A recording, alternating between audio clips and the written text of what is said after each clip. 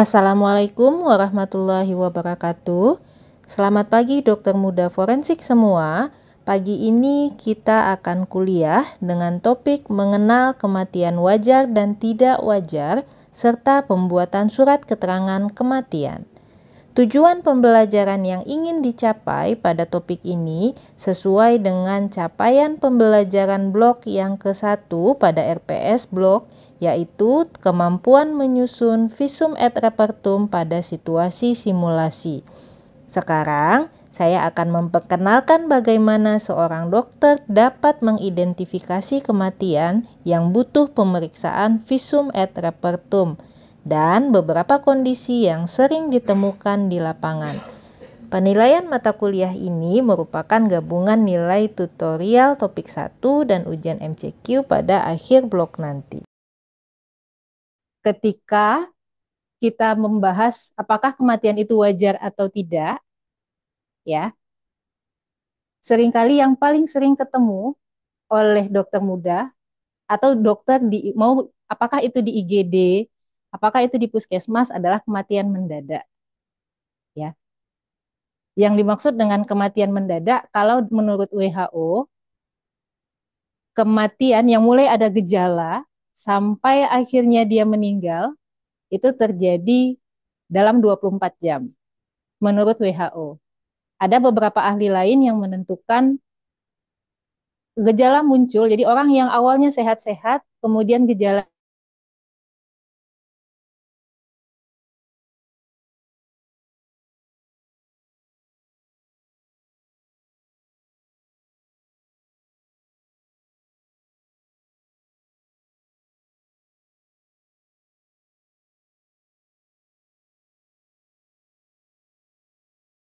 riwayat sakitnya tidak sempat memeriksa saat dia hidup, kita terima sudah dalam kondisi meninggal. Pada saat itu yang bisa kita patok adalah, yang bisa kita dapatkan informasi hanya anamnesis. Tapi anamnesis itu belum tentu betul atau tidak. Nah, disitulah kejelian dokter yang diperlukan untuk membedakan apakah ini memang kematian yang normal atau tidak. Jadi pada kematian mendadak, dokter perlu memikirkan kira-kira cara meninggalnya kenapa pasiennya. Kenapa dia meninggal, sebabnya apa, mekanismenya apa. Meskipun sebenarnya ketiga ini biasanya kita simpulkan ketika di otopsi. Tapi tanpa otopsi pun seharusnya dokter bisa mengestimasi. Karena tindak lanjutnya nanti akan ditentukan dari kesimpulan dokter terkait tiga hal ini. Nah, misalnya ada pasien death on arrival. Sudah ada yang dapat DOA saat dinas? Sudah. Apa yang dilakukan? Yang dinas siapa saat DOA? Azi, oke. Pada saat DOA apa yang dilakukan?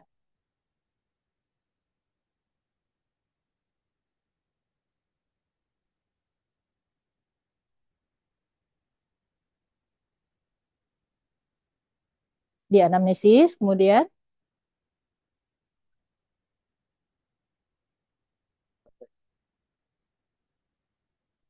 apa yang dilakukan?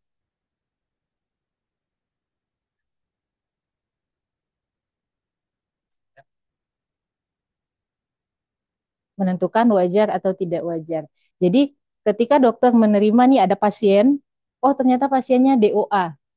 Yang kita lakukan, kita anamnesis seperti biasa layaknya pemeriksaan pasien, anamnesis, pemeriksaan fisik, atau pemeriksaan penunjang jika diperlukan. Dalam mindset dokter sudah ada kira-kira, balik ke yang awal tadi, dia meninggalnya kira-kira kenapa? Kemungkinan sebab kematiannya apa?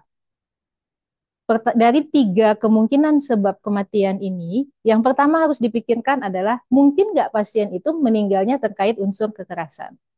Itu yang pertama kali yang harus di-screening. Kenapa itu yang pertama kali? Karena tanda kekerasan bisa kita lihat dari tubuh pasiennya. Ada luka-luka nggak di tubuhnya? Kalau tidak ada, jadi lihat dulu pasiennya ada luka-luka nggak. Makanya kenapa kita harus lihat dari kepala sampai ujung kaki. Kalau tidak ada tanda-tanda kekerasan, pertimbangkan yang ketiga dulu. Mungkin nggak pasien itu meninggal ada unsur keracunannya. Eksplorlah dari anamnesisnya, kemudian dari pemeriksaan fisik. Dari pemeriksaan fisik apa yang bisa kita temukan? Bau nafasnya, oke. Apa lagi? Lebam mayatnya kenapa? Warna tertentu untuk zat racun tertentu. Nah, artinya kita lihat ada nggak? Karena setiap racun memiliki karakteristik masing-masing. Ya, jadi itu harusnya Ananda sudah dapat materinya. Dari keracunan ini, satu lagi yang perlu dipikirkan, jangan-jangan dia overdosis, misalnya narkoba dan segala macam. Lihat ada bekas suntikan nggak di tubuhnya, yang di luar dari suntikan bekas perawatan. Ya, jadi yang pertama dipikirkan ada unsur kekerasan atau tidak, ada unsur keracunan atau tidak. Ketika salah satu dari dua poin ini ada pada pasiennya, maka kita anggap dia kematiannya tidak wajar. Tapi ketika dua ini, kekerasan atau keracunan tidak ada, otomatis pilihan terakhir kita pikirkan adalah mungkin dia memang meninggal karena sakit yang dideritanya. Nah, kalau memang dia meninggal karena sakit, kita tinggal mempertimbangkan kira-kira dari sistem mana dia. Dari sistem mana? Apakah dari sistem kardiovaskular, pernafasan, dan sebagainya. Tergantung dari uh, anamnesis yang kita dapatkan dan secara epidemiologi seperti apa.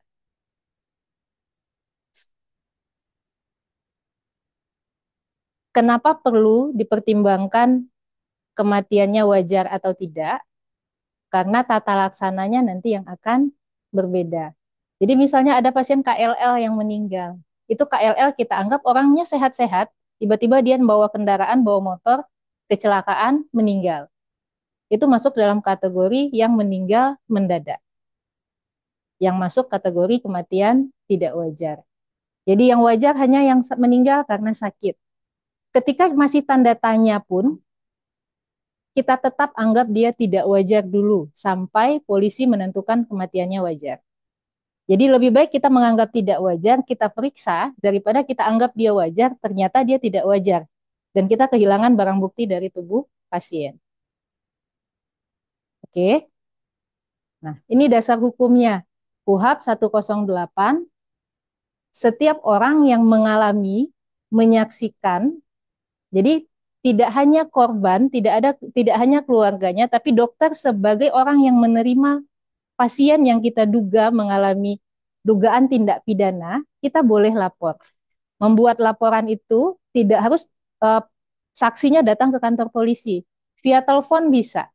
Atau kita minta bantuan keluarganya untuk datang buat laporan juga bisa. Jadi yang penting kita kecurigaan dokter ada dugaan kematian tidak wajar dilaporkan dulu ke penyidik.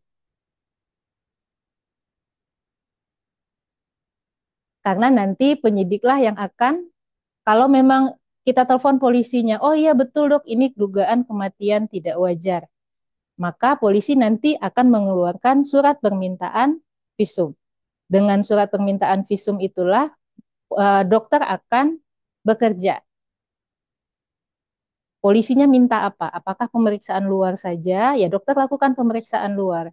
Kalau polisinya minta otopsi dok, maka dokter akan melakukan otopsi. Kalau polisinya menyatakan, oh enggak dok ini wajar, maka kita akan perlakukan seperti kematian wajar. Ini tata laksananya. Jadi kenapa penting? Pada kematian mendadak, ini saya tekankan DOA, ya. Lakukanlah anamnesis. Kalau kalian belajar biasanya selama ini ketika mendiagnosis pasien, anamnesis berapa persen memegang peranan? Bisa sampai 80%. Tapi dalam hal mengidentifikasi kematian wajar atau tidak wajar, terutama pada kasus pasien yang meninggal mendadak, anamnesis itu nilainya bisa 0. Kita abaikan. Ketika temuan yang kita dapat dari anamnesis itu bertolak belakang dengan temuan yang ada pada tubuh pasiennya. Misalnya gini, ada pasien, ada seorang laki-laki usia 60 tahun dibawa ke IGD oleh anaknya. Dari informasi anaknya yang mengantarkan bahwa bapak saya tadi terpeleset di kamar mandi. Dia jatuh, ketemunya posisinya telentang. Terus dokternya lihat nih jenazahnya. Oh iya betul sudah meninggal. Kemudian ada luka memar di oksipital. Kemudian ada luka memar juga di area pipi kanan. Ada luka lecet, beberapa luka lecet di area leher bagian depan. Lebam mayatnya ada di area dada. Apa yang bisa disimpulkan oleh dokter? Kira-kira apa? Lebam mayatnya di dada. Kemungkinan jenazahnya ketemunya tengkurap. Berarti ada sesuatu yang disembunyikan oleh keluarganya. Nah, ketika ada yang berlawanan antara anamnesis dan pemeriksaan, ini yang dipegang oleh dokter. Anamnesis kita abaikan. Jadi kalau ada yang berbeda, kita eksplor lagi anamnesis. Ketika dia tidak sama, pemeriksaan yang kita pegang. Jangan anamnesis. Apalagi yang ngantarnya itu pelakunya. Ketika pelakunya yang mengantar, ceritanya akan diubah, alibinya akan bermacam-macam. Oke. Nah, tata laksana ini kita ketika melakukan screening. Nanti endingnya adalah tata laksana. Kalau kita simpulkan sebagai dokter kematiannya wajar, apa yang dilakukan berikutnya? Oh iya betul dia meninggal karena sakit. Apa yang dilakukan? Mengeluarkan surat keterangan kematian. Setelah dikeluarkan SKK-nya, kemudian apa lagi? Pasiennya boleh dibawa pulang oleh keluarga untuk dimakamkan. Ketika dokter menyimpulkan jenazahnya kematiannya tidak wajar, apa yang dilakukan? Balik lagi ke KUHP 108. Laporlah kepada penyidik atau penyelidik, kepada polisi. Kemudian nanti polisi akan datang ke rumah sakit untuk melihat jenazahnya, untuk mengeksplor apakah mungkin betul atau tidak kecurigaan dokter.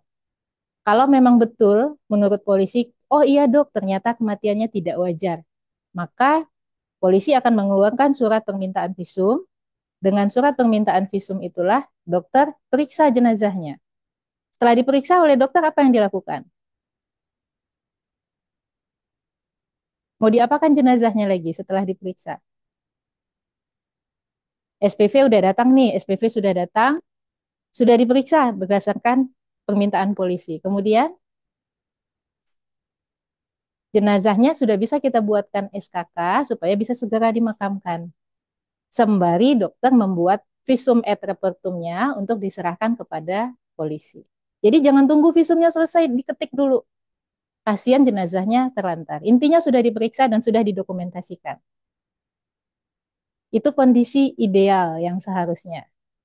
Tapi nanti ketika kalian bertugas sebagai dokter, tidak selalu kondisi ideal itu akan ditemukan. Misalnya kemarin saat yang dinas, ternyata ada dokter screening, kita simpulkan kematiannya tidak wajar karena kecelakaan. Kemarin siapa yang nelfon saya? Aren. Aren. Kematiannya disimpulkan tidak wajar karena kecelakaan. Di edukasi keluarganya ternyata tidak mau. Anggaplah dia tidak mau lapor polisi. Nah, misalnya gini, apa yang akan dilakukan? Idealnya kan dokter tahu, oh ini masuk kategori kematian tidak wajar. Kita harus lapor polisi. Keluarganya nggak mau. Sebagai dokter kita akan gimana?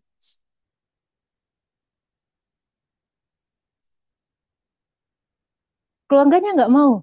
Kebetulan anggaplah dokternya lagi tugas di daerah terpencil. Mungkin pada malam hari saat itu hanya ada 2 atau 3 petugas dengan security. Keluarganya banyak. Ketika dokternya tetap memaksa lapor polisi, keluarganya ngamuk nih ke dokternya. Sebagai dokter kalian akan gimana? Karena di daerah nanti kondisinya akan macam-macam bisa ditemukan. Jadi tadi kan kita udah bahas kondisi yang ideal gimana. Sekarang kita akan bahas satu demi satu kondisi yang mungkin saja ditemui, sering kali ditemui, yang akan ketemu kondisi tidak ideal. Misalnya tadi, keluarganya nggak mau lapor. Apa yang akan dilakukan sebagai dokter?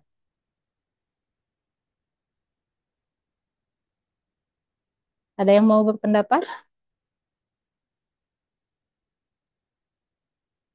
Nanti banyak ke ininya, banyak kasusnya. Saya coba panggil ya. Inasa. Oke. Kira-kira ketika Inasa sebagai dokter ada di posisi demikian, akan bagaimana?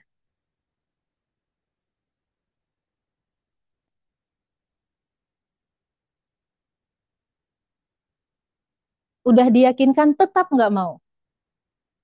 Apalagi kalau keluarga kami itu biasanya suaranya banyak tuh. Bawa pulang cepat dimakamkan.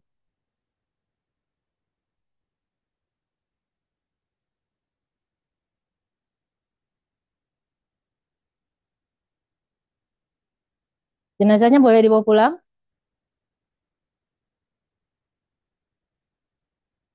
Ya nggak ada pilihan lain. Tidak ada pilihan lain. Ketika nyawa dokter terancam, nyawa keselamatan diri nomor satu. Jadi ya silahkan lepaslah jenazahnya. Tapi yang paling penting jangan pernah keluarkan SKK pada jenazah yang kita anggap kematiannya tidak wajar yang tidak diperiksa. Karena kalau ada apa-apa, jenazah yang sudah punya SKK dianggap secara hukum sudah layak untuk dimakamkan dan diproses segala administrasinya secara hukum. Ketika dokter tetap mengeluarkan SKK, maka ketika kasus itu ternyata betul dia kematiannya ada unsur pidana, dokter yang akan kena sanksi pidana dianggap turut serta menghilangkan barang bukti dari tubuh jenazah. Karena jenazahnya dikasih SKK untuk memperlancar proses pemakamannya. Sekarang pemakaman minta SKK. Kalau sudah di pemakaman-pemakaman yang umum, sekarang sudah minta SKK agar jenazahnya bisa dimakamkan. Kalau di perkampungan daerah mungkin belum. Ya, jadi jangan kalau memang ketika memang jadi ketika kita ada di kondisi itu keluarganya nggak mau dan tidak memungkinkan sama sekali setelah kita edukasi, idealnya tentu edukasi sampai mau. Kemarin akhirnya satu mau setelah diedukasi. Ketika memang tidak mau juga ya sudah. Tapi kita harus ada hitam di atas putih. Apa yang membuktikan? Nanti kalau kita lepas saja, polisi besoknya datang. Dok, saya mau minta visum untuk pasien yang meninggal tadi malam. Nggak bisa Pak, saya nggak bisa bikinkan karena keluarganya nggak mau. Nggak bisa seperti itu kita jawab.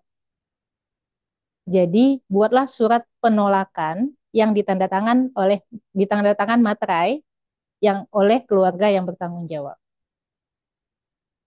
Itu kondisi yang pertama ya. Nah, sekarang kondisi yang kedua. Ada pasien di IGD meninggal.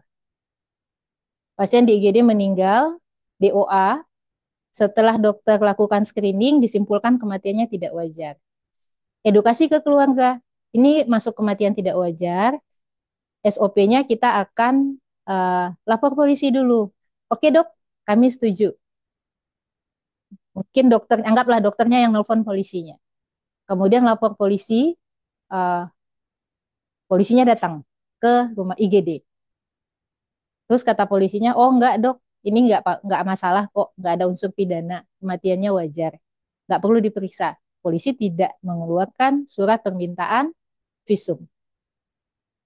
Sebagai dokter, apa yang akan kita lakukan lagi? Tadi kan kondisi yang pertama, oh iya memang ternyata kematiannya tidak wajar, ada SPV. Nah sekarang polisinya udah datang, tapi polisi menyimpulkan kematiannya wajar. Sebagai dokter, kita akan bagaimana ke pasiennya, ke jenazahnya?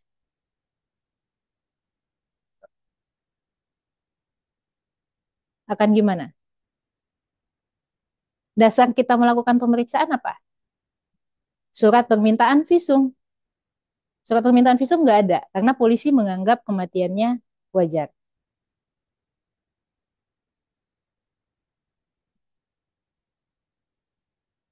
Ya sekarang, jadi gimana nih? Kata polisi nggak perlu periksa. Boleh dok, langsung dimakamkan saja. Keluarkan SKK-nya. Periksa nggak? Kalau polisinya menyatakan kematiannya wajar, ya sudah, silahkan perlakukan seperti layaknya kematian yang wajar. Buatkan SKK, jenazah boleh dibawa pulang oleh keluarga. Kenapa? Dokter itu hanya sebatas curiga kematiannya tidak wajar. Karena dokter kan hanya lihat jenazah aja. Dan jenazah dan anamnesis orang yang mengantarkan. Kalau polisi, dia datang, lihat jenazah, dia juga bisa ke TKP untuk mencari tahu ke saksi-saksi atau di sekitar TKP-nya ada yang mencurigakan atau tidak. Jadi yang memutuskan, yang memastikan wajar atau tidak, polisi. Ketika polisi sudah menyatakan kematiannya wajar, ya sudah perlakukan kematiannya seperti kematian wajar. Kondisi berikutnya, pasiennya kita simpulkan DOA, kematian tidak wajar. Kemudian edukasi keluarga, keluarga setuju. Teleponlah polisinya. Oh iya dok, kami akan datang. Kejadiannya malam, misalnya jam 8 malam. Ditunggu, udah jam 12 malam polisi nggak datang-datang. Sampai pagi polisinya nggak datang juga. Anggaplah mungkin kita di daerah. Entah polisinya sedang ada tugas lain yang dikerjakan, diselidiki, atau memang, ya anggaplah kita anggap polisinya memang sedang ada tugas yang lain di saat yang bersamaan. Keluarga tentu mulai gelisah. Dari jam 8 malam jenazah meninggal sampai jam 8 pagi belum diapa-apakan. Keluarga pasti nanti mengeluhnya ke dokter. Sebagai dokter apa yang kita lakukan? Kita sebagai dokter, kita harus ikut aturan hukum, kita harus ikut, tapi kita punya etika profesi, tidak boleh menelantarkan pasien. Nah, yang mana yang akan kita lakukan? Apa yang akan kita lakukan? Fajri akan gimana kalau Fajri jadi dokternya? Periksa dulu. Periksa apa? Apa yang akan dilakukan? Pemeriksaan luar. Kemudian setelah dilakukan pemeriksaan luar, jenazahnya udah Fajri periksa, terus jenazahnya diapakan? Masih nunggu polisinya nggak? Masih nunggu nggak? Sampai jam 12 siang belum datang juga. Ayo, mau gimana? Tidak menutup kemungkinan bisa saja terjadi nanti kondisinya. Karena kita seringkali ketemu yang nggak ideal. Mau ditunggu lagi polisinya? Terus diapakan? Jadi ketika ketemu kondisi seperti tadi, kita tetap ikuti aturan hukum, tapi kita tetap memperhatikan etika profesi sebagai dokter, tidak boleh menelantarkan pasien, termasuk jenazah, meskipun dia sudah meninggal pasiennya.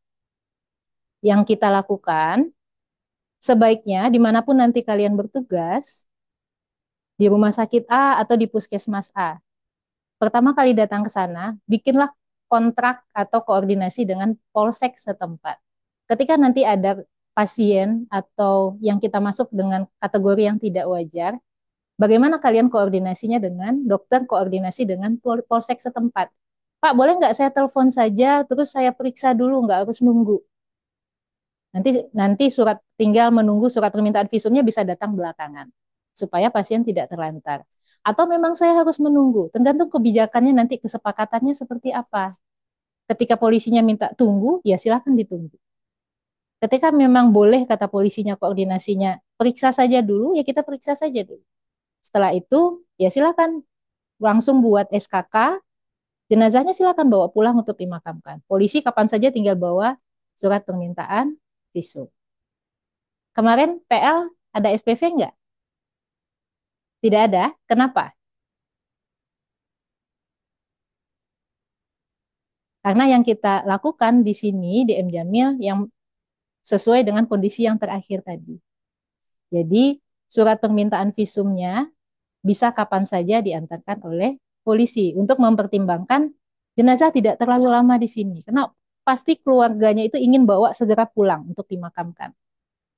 Tapi ketika kita ingin menerapkan kondisi yang terakhir tadi, periksa tanpa menunggu polisi, dokter harus jeli. Harus jeli dengan kasus. Kasus mana yang kira-kira polisi itu hanya minta PL saja. Kasus mana yang polisi itu biasanya minta otopsi. Ketika kasus-kasus yang unsur kriminalitasnya sangat tinggi, misalnya luka tusuk yang mungkin senjatanya masih menancap, atau luka tembak, kasus-kasus pembunuhan, mau selama apapun polisinya, jangan periksa dulu. Tunggu polisinya sampai datang. Misalnya ada kasus luka tusuk yang senjatanya masih menancap. Ketika kita PL apa yang kita lakukan? darahnya dibersihkan, pakaiannya dibuka. Mungkin senjatanya akan kita cabut juga dari tubuhnya. Dengan demikian, mungkin sidik jari yang mau dicari polisi di tubuh pasiennya hilang karena kita bersihkan darah dan segala macam. Bagian dari barang bukti yang dibutuhkan polisi hilang. Tapi kalau mungkin dia KLL murni, ya silahkan kerjakan saja, PL saja dulu, tidak perlu menunggu. Jadi harus jeli melihat kasus. Oke, ada yang mau ditanyakan sampai di sini? Ini peran dokter. Jadi ketika ada yang meninggal pasien, estimasi kira-kira dia meninggalnya kenapa? Lihat luka-lukanya. Kira-kira masuk kategori kematian wajar atau tidak. Kalau memang kita curiga dia kematiannya wajar, nanti arah terakhirnya adalah pembuatan visum et repertum. Tapi jangan lupa SKK. Setiap jenazah yang meninggal harus ada SKK. Ada yang mau ditanyakan? Oke, ada biaya, iya.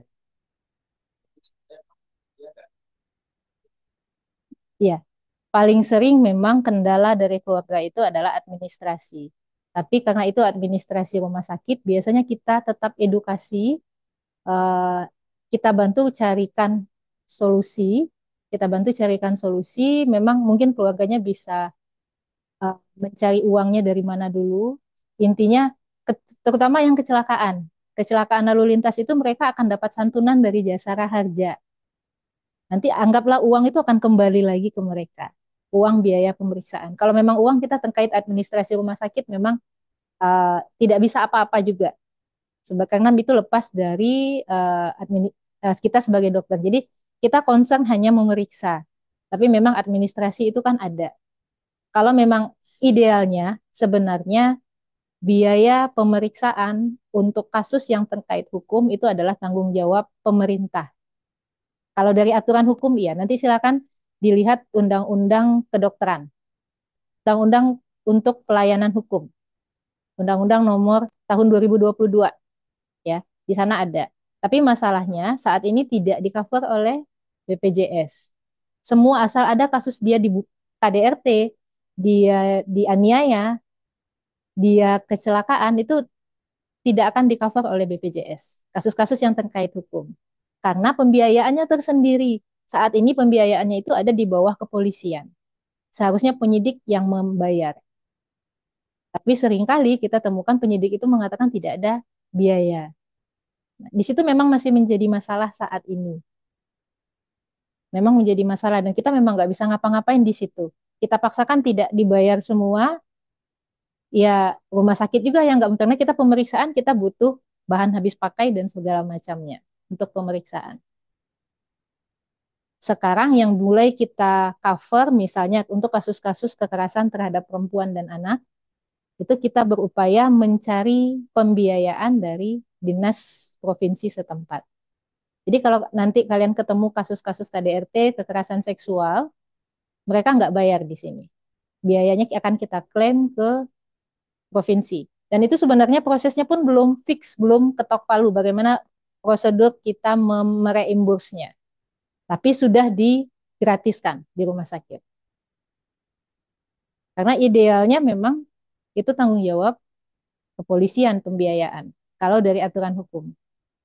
Jadi memang saat ini ya kita upayakan kita bantu dari edukasinya tadi supaya dia tetap mau diperiksa. Ada lagi yang mau ditanyakan? Ada? Kalau tidak ada, mungkin saya rasa cukup untuk materi ini. Nanti kalau memang ada kendala, ada temuan, ada kondisi lain yang ditemukan saat dinas, nanti kita bisa diskusikan lagi. Ya, karena kita ketemu di dinas itu, disitulah pembelajarannya. Kasusnya akan macam-macam dengan variasi yang bermacam-macam. Oke, saya tutup. Assalamualaikum warahmatullahi wabarakatuh.